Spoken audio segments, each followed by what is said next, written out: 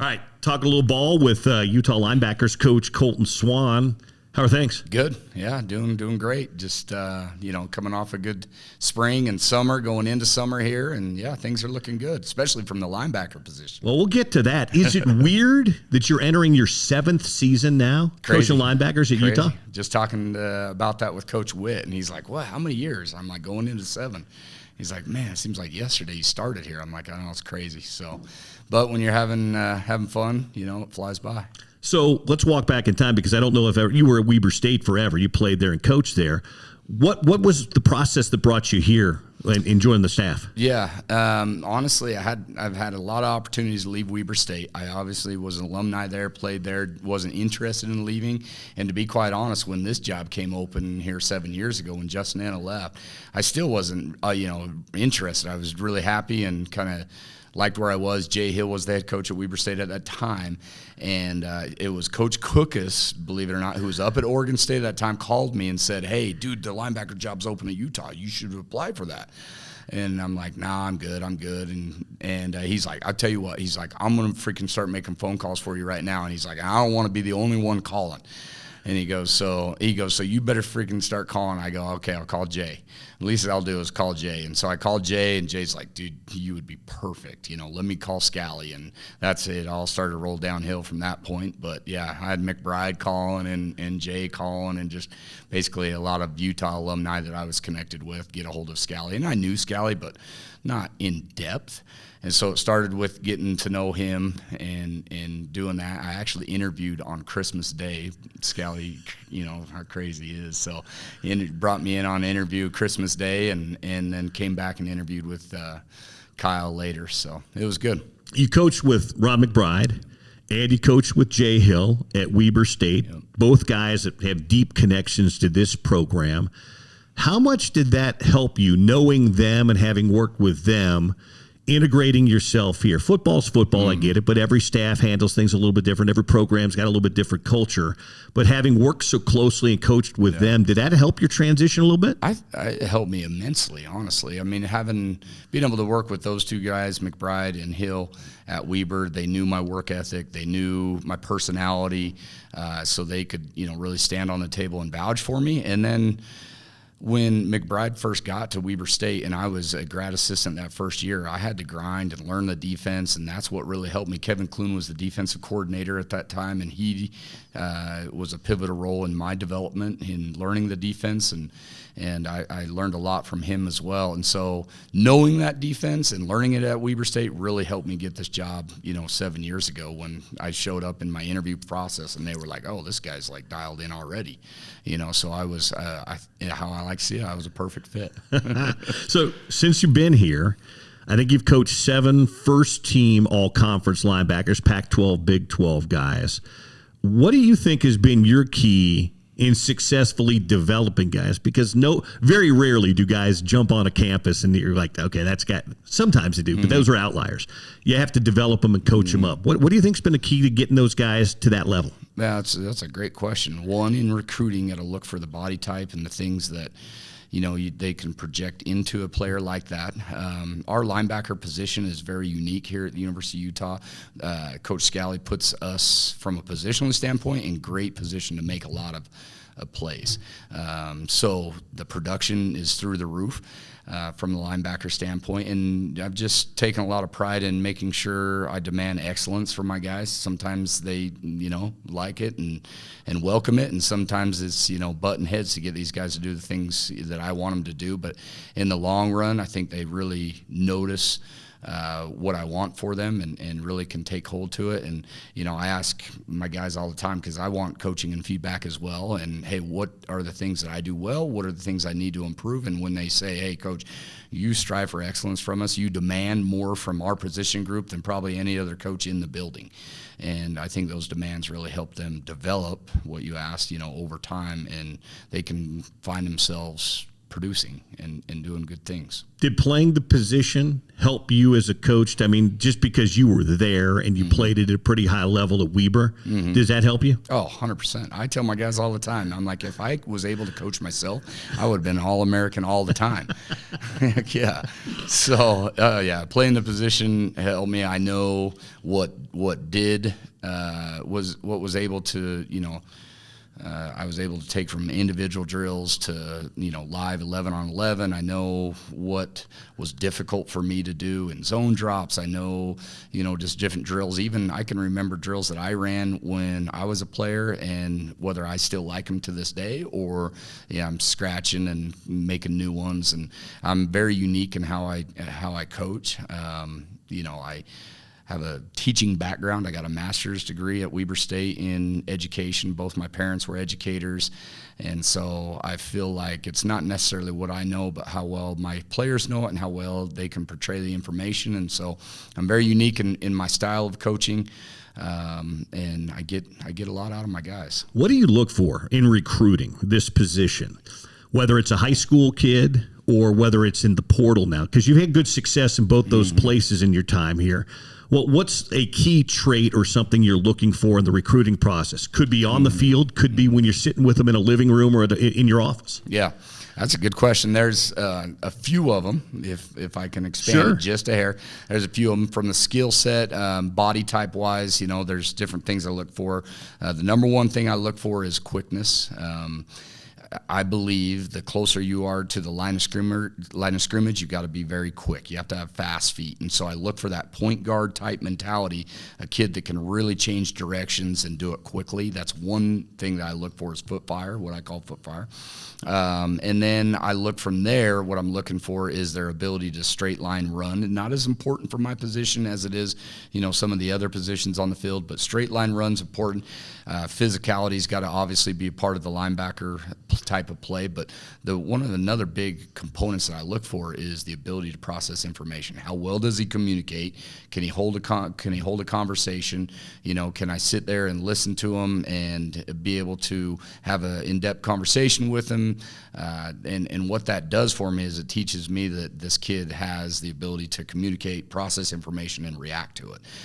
We as linebackers have so many things to do within a 4-second time period of a play that we got to be able to process information. So especially in this defense, a lot's asked of us from a mental capacity, and we got to be able to process. I mentioned that you've coached some good ones, whether it was Devin Lloyd or whether it was Karetti Reed or Diabate for a year or whatever it might be. You've got a really good one right now, Lander Barton. What makes Lander so unique as a linebacker, and what are your expectations for him now that he's healthy again and entering his final season? Yeah, I have very high expectations. I'm going to put that on him because he is a kid that will rise to expectations. He is phenomenal linebacker already, and he will continue to grow. You say, what is it that he does that makes him great? He's when you talk about processing information, the kid is probably one of the smartest individuals in the whole building. He's an extremely bright individual, and it's awesome. I'm humble enough to say that, from players to coaches, he's very, very intelligent individual, which is awesome. And it's nice to be able to coach somebody of that caliber. He's very competitive. He wants to be great. He's extremely motivated. His whole life kind of revolves around certain goals and things that he wants to get done. He's not one that wastes a lot of time. He's very similar to Devin Lloyd in that fact. Okay. They're not out playing video games and pulling themselves away from what they want to get done from a life standpoint. And he is very motivated, intrinsically motivated. Do you think that is self, or do you think maybe growing up in the household he grew up in, watching Jackson and watching, Cody, but also watching his sister and his mom and dad were great athletes too. Was that, something that he learned there, or is that just, do you think great athletes just have it in them? I tease him all the time that his sister is probably the most athletic one of the family, but he doesn't agree with me. But, I think he's got a great pedigree, obviously coming from the family, so he had probably a lot of structure going through that family with what they've done from an athletic standpoint. But man, sometimes I believe you either have it or you don't, and he has it. And like I said, that intrinsic motivation, his willingness to be great, he wants to be great. It's important to him. Everything's important. He's a person that wants to please you, and that's why I said I'm going to put the expectations on. Like, I want him to rise to my expectations, and I know it's important to him, but it's also important to the people that are surrounding him that he's successful. And so I look for good things, and like you mentioned this earlier in your question, he is healthy. I truly believe he's probably in one of the better positions physically than he's ever been. That break on his foot that he had in the USC game a couple years ago was pretty significant, and he battled with that. And I even believe that it was a reason why he started slower. I'm not going to say bad or anything like that, slower in this last season, but he really turned it on later in the season, and you can see him going throughout the summer and spring that he's been in a great spot. Well, your room is more than just Lander. You've got some talent in there. How would you kind of assess your overall linebacker room from the guys that will be on the field to the guys that are kind of working their way up? Yeah, we added Jonathan Hall as we were moving into fall camp last year. So he didn't have it was unfortunate that he didn't have a spring ball to go through and kind of really develop the, skill set that a linebacker takes. So, but adding him and to see his growth through the season, now through the spring and going into this year, he's a phenomenal player. He's still learning the linebacker position, but he is extremely talented. He has the ability to get to the football and make a lot of plays. Lavani Damuni coming back off of an injury and getting him back into the room, and he looks great, in his summer training right now. And so he's a proven linebacker, whether it be here or whether it be at Stanford. I mean, he's probably had more reps than anybody on the team, and so it's exciting to get him back. He's proven. You get Trey Reynolds. Trey Reynolds has been coming up through the program, and in my opinion, he's as far as development and growth, he's one of the top ones. He's in great position to really help. Then you got a young group of guys when it comes to Elijah Ellis, Luther Ellis' son. He's phenomenal. Cyrus Polu, Kenai Lopes, those are three guys that have been working their way up. And then you bring in a class of even younger kids, I think, from top to bottom. And I was talking about this with Coach Witt. From top to bottom, it's a really deep room. For those that may not know his background, Colton Swan was a pretty good football player back in the day up at Weber, second team All Big Sky guy, but he did not come to Weber State as a football player. Yeah. You were on a rodeo scholarship. Yes, sir. Yep. I didn't even know Weber State had a rodeo team. Oh, yeah, they're competitive. Okay, now. I'm just I know some do, but I didn't know Weber had it. So what were your events? So I was on calf rope, team rope, and steer wrestle. Okay. Steer wrestling probably being my best event, unfortunately, right? After replacing 6 of my front teeth, yes, unfortunately. But it was it was back in the day when recruiting was tough. There was no huddle or anything like that, and I rodeoed all growing up, grew up on a cattle ranch, and was fortunate enough to get offered some money to rodeo at Weber State, and I had sent some film on VHS out to Coach Graybill, and he got it, I would say a couple months before the season started in August. And he called me and said, yeah, come on up, we'll take you. And so I went up, this is in August, and the very first day we did a 225 bench press and we did a 40 testing. And I ran really well, and I benched really well, and so from then on I was put on a scholarship to play football. I actually, believe it or not, never did I compete in rodeo at Weber State, not one rodeo. Yep, I went there to rodeo, and I got engulfed in the demands of football, and I was like, there is no freaking way that I can rodeo and play football at the same time. There's no way. I wanted to do it because a guy by the name of D. Pickett, a longtime NFR Cowboy that played at Boise State, starting quarterback at Boise State, that was my vision that I was going to do. I was going to do both of them. But man, I got engulfed in the football part of it, and I was like, there's no way I'm going to be able to rodeo. Plus, I had earned a scholarship in football, so kind of took care of itself. Probably better for your teeth, too. Yeah. No. Actually, when I busted out my teeth, I did it after I got done playing. Okay. Yeah, I got done playing. So when I got done playing and I started coaching, I went back to rodeoing, right? And so I was up in a Haley rodeo, and Steer decided he didn't want to get thrown down, so he threw on the brakes and hit me right in the chops with his horn. So 6 teeth later. Who's tougher, cowboy or a football player? Ooh. I better be careful how I answer this. Come on now. I know. You can be honest. Depends on how many Cowboys are listening to this and how many football players listen to it. I tell you what, they're both tough. How about that? Yeah, they are both tough. The one thing about Cowboys, they don't lay down that arena. They get their ass up and get moving. You're not wearing as many pads either. Oh, man, yeah. You get moving. You get out of there quick. And then, football players are tough. The demands that a football player does, unbelievable. All right, before I let you go, okay, asking everybody this question to wind it up. Last year was clearly a disappointment by Utah football standards, but what has you most excited about this year coming up? Well, I mean, defensively, we played really well. We were, in some situations where we had to try to keep our team in it, and I thought we played from top to bottom really well. Yeah, were there some struggles that we had? Sure.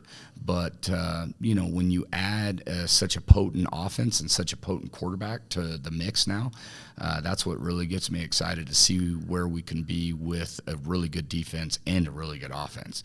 I'm excited. I think we got a lot of really good players on the team. I mean, you look at it from every position, from top to bottom, there's really, really good players. One thing I love about it is the team, I think, has a vision and a goal, and I think all the kids are working, in the right direction. And when you have that, when you have the leadership within, it spells for some really good things to happen. You're not the first defensive coach to have brought up the quarterback. You got to see him all spring long. Pretty dynamic. Oh, he's tough.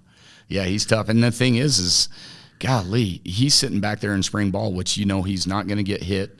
And, he can sit in the pocket and do his progression that he needs to do. Great. But I think where Devin really, really thrives, and this is my own opinion, is when he is getting pressure and he can extend plays. I think that's the best quality about him. I think I could be mistaken, but he only took 4 sacks last year at New Mexico. And, us defenders, we think that we're getting close to him in spring ball and we're getting, it's a sack. And I'm like, I don't know. Put on the tape. Kid's pretty dynamic. He might make you miss. I know you want to say I got him, but he's pretty dynamic. So I'm fired up to see him. Like I said, you've heard defensive coaches talk about him. I can't wait to see him live and in that first game. That's Utah Linebackers Coach Colton Swan. Thanks, Colton. Yeah, absolutely. Thanks for having me.